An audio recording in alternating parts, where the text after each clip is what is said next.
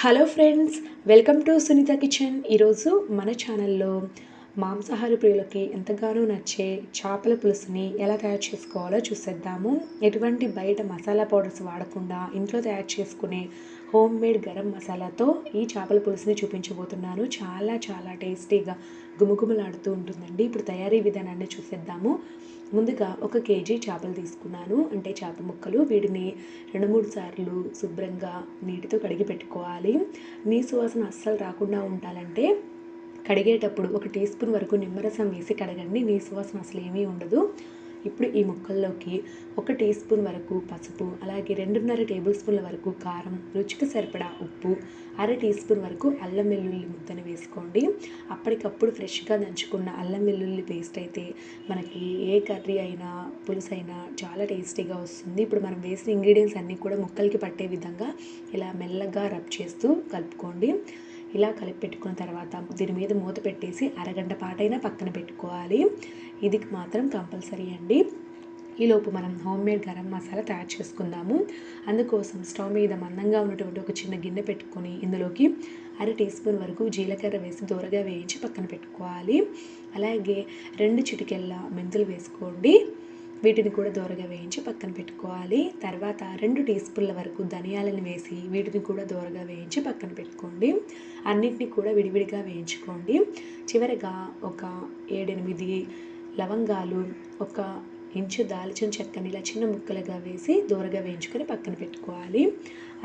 అదేవిధంగా చేపల పులుసులోకి main ingredient వచ్చేసి చింతపండు అండి. 1 కేజీ చేప ముక్కలకి ఒక పెద్ద సైజు నిమ్మకాయ సైజు అంత చింతపండు తీసుకోవాలి.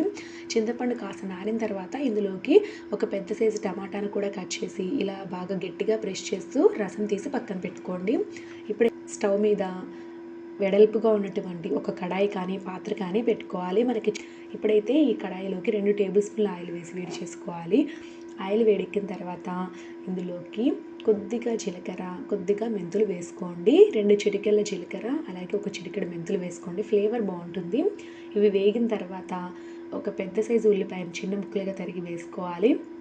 అలాగే 2 పచ్చిమిర్చి చీలికలు కూడా వేసుకోండి. వీటితో పాటుగా 1 రెమ్మ కరివేపాకు వేసి దూరగా వేయించుకోవాలి.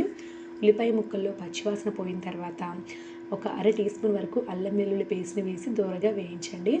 మనం ముందుగా చేప ముక్కల్లో కూడా 1/2 టీ స్పూన్ వరకు వేసాం కాబట్టి మరీ ఎక్కువ వేసేయకండి. ఈ అల్లం వెల్లుల్లి పేస్ట్ కూడా దూరగా వేగిన తర్వాత మనం మ్యారినేట్ చేసి పెట్టినటువంటి చేప ముక్కల్ని వేసుకొని ఒకసారి ఇలా పైన కలుపుకొని మూత పెట్టేసి మగ్గించుకోవాలి. 3-4 నిమిషాల పాటు మీడియం ఫ్లేమ్లో 3-4 నిమిషాల పాటు మగ్గించిన తర్వాత మూత తీసి ఇందులోకి చింతపండు మరియు టమాటాతో మనం తయారు చేసుకున్న రసాన్ని ఇక్కడ వేసుకోవాలన్నమాట. టమాటాను కూడా ముందుగానే చింతపండులో బాగా గట్టిగా పిండడం వల్ల పులుసు చాలా బాగుంటుందండి. ఇలాగా చింతపండు రసం పోసిన తర్వాత తగినన్ని నీళ్ళు కూడా పోసుకోవాలి. మనకి పులుసు కన్సిస్టెన్సీ ఏ విధంగా రావాలనేది మన ఇష్టాన్ని బట్టి వేసుకోవాలి. సో ఇలా వేసుకున్న తర్వాత ఒకసారి సాల్ట్ అనేది చెక్ చేసుకొని మూత పెట్టి ఒక 10-12 నిమిషాల పాటు మీడియం ఫ్లేమ్లో ఉడికించండి. ఈలోపు మనం మసాలా తయారు చేసుకుందాము. ముందుగా వేయించుకున్న దినుసులన్నీ కూడా చల్లారిపోయి ఉంటాయి కాబట్టి వాటిని మిక్సీ జార్లో వేసుకొని మెత్తని పౌడర్లా గ్రైండ్ చేసుకోవాలి. చివరగా 7-8 వెల్లుల్లి రెబ్బల్ని కూడా వేసి మరొకసారి గ్రైండ్ చేసుకున్నారంటే మంచి ఫ్లేవర్తో home made garam masala powder ready అయిపోతుంది. ఒక 12 నిమిషాలు అయిపోయిందండి. మూత తీసి చూద్దాము. ముక్కలు అనేవి దాదాపు ఒక 80% వరకు ఉడికిపోయి ఉంటాయి చేప ముక్కలు. అలాగే పులుసు కూడా దగ్గర పడింది. ఇలాంటి టైంలో మనం ఇప్పుడైతే ఈ గరం మసాలా పౌడర్ అనేది వేసేసుకొని పైన కలుపుకోవాలి. లేదంటే కడాయిని అటు ఇటు తిప్పండి, మసాలా అనేది పడుతుంది. ఇప్పుడు మరలా మూత పెట్టి ఇంకొక 4-5 నిమిషాల పాటు ఉడికించారంటే చేప ముక్కలు పూర్తిగా ఉడికిపోతాయి.